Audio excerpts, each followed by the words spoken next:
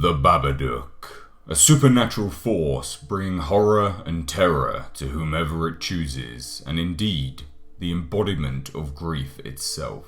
In appearance, the Babadook favours a tall, slender, humanoid male form, complete with pale skin, black lips, and claw-like fingers, along with a black long coat and a top hat.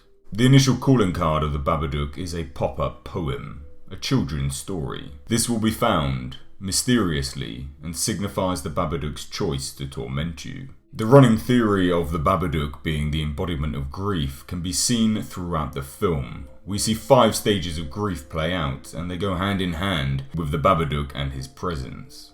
Denial is first.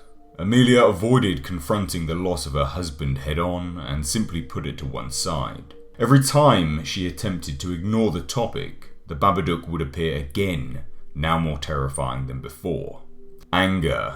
The Babadook attempts to make Amelia kill her son and dog, forcing aggression and anger to boil to the point where Amelia does in fact actually consider killing her son. Fear.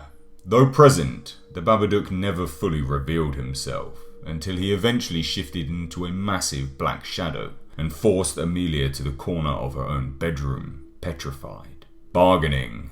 Eventually, Amelia, now terrified, hides in her basement, trying to stay hidden from the Babadook, this creature haunting her and her son. Whilst there, she sees her dead husband, who attempts to make Amelia give her son to him. This is, in fact, the Babadook in disguise. Then, finally, we have acceptance. The moment Amelia accepts that her husband is dead, the love of her life is gone, and she comes to terms with that, the Babadook's grip over the family is lost, his power no more.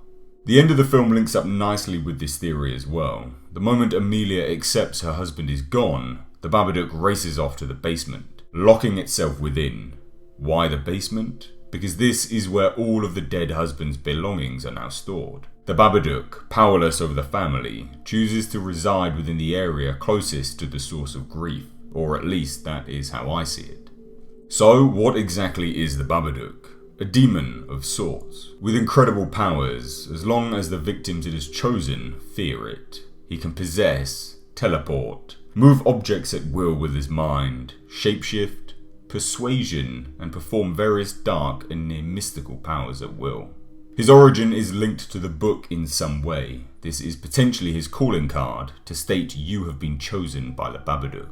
It is also a form of communication, as he chooses to show different stories through its pages. The book itself, much like the Babadook, cannot be destroyed. When Amelia attempts to set it on fire, it merely shows up the next day again. So the book could in fact be an extension of the creature, or at least be linked to him enough that it can't be destroyed. The Babadook is genuinely a horrifying movie. It isn't that it is full on horror, but for me it is more that the movie made me feel deeply uncomfortable. Some scenes were so tense I actually contemplated turning it off. I think once you reach a certain age, horror movies and monsters are no longer scary, and the sign of a good horror movie shifts to something that instills tension and atmosphere into you to the point where you feel you may have to look away.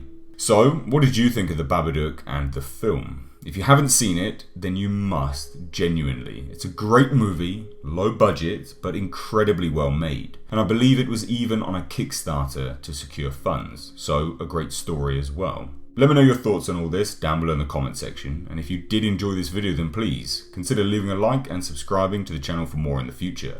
If you want to interact with me and see what I'm up to in my daily life, then check out my Twitter at Mr. H Reviews. And if you like what I do and you want to support me and the channel, then please head on over to my Patreon. The link is in the description box. As always though, I've been Mr. H, and until next time, I'll catch you in the comment section.